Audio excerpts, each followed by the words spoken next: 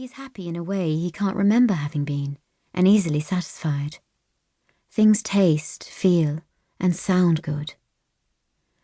Since last summer I have been coming back to life, he thinks, and then wonders if he's ever felt as alive before. He gathers up this happiness and tries to apply it to Helen. She's touring with a drama group that visits prisons, and he makes a point of turning up at both the showcase and the farewell party. The other actors tell Helen how proud Raif looks, and it's true that he stands beside her for the first time, as if he feels lucky to be there.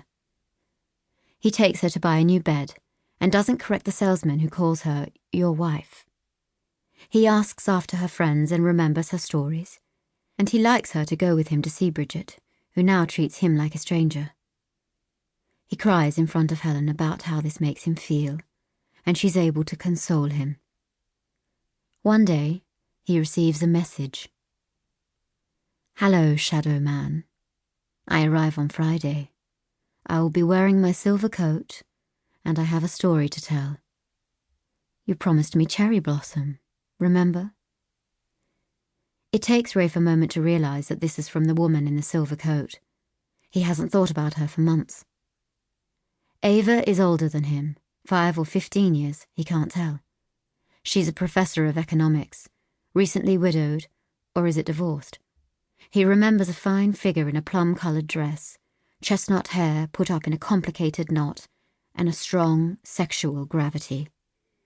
When they met in that bar, they flirted intensively for a couple of hours, and then Raif felt so sad and drunk that he'd started to cry.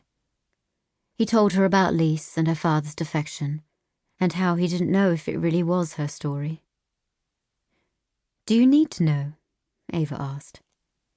I think so. Then why not try to find out? The decision he'd made not to confront Lise, not to break the surface on which they built their life, had hardened into a belief.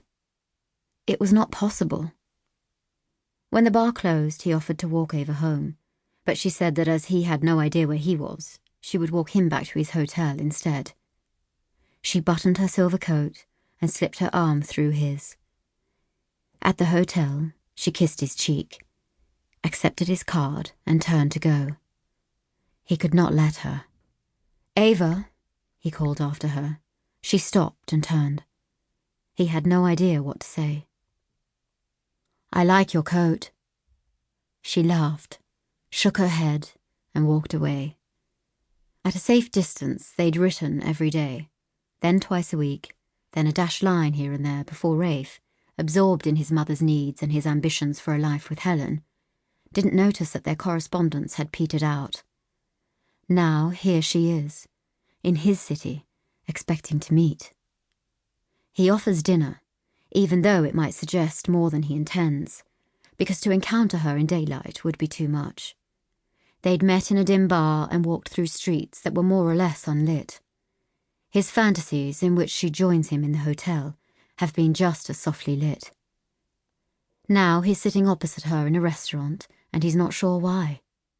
He orders a salad and a small glass of wine, and Ava, after conveying her disappointment, follows suit. They talk about their institutions and the funding of the humanities, until Ava reminds him that she has a story to tell. She emanates the same delicious combination of calm and erotic force that he remembers, but he feels exposed.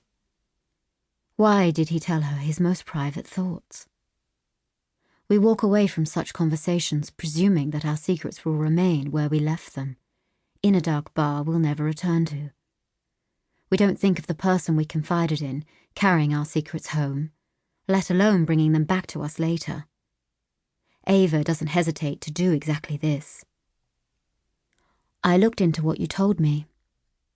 About your wife. My wife. Your wife. Her father's defection. It wasn't... Something has started to move, and he's not ready. You did what? You said you wanted to know, but you couldn't bring yourself to do anything about it. I thought that as a friend... A friend?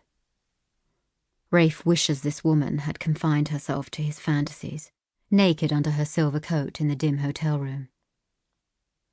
I don't understand, Ava says. I made an inquiry. I was given some information.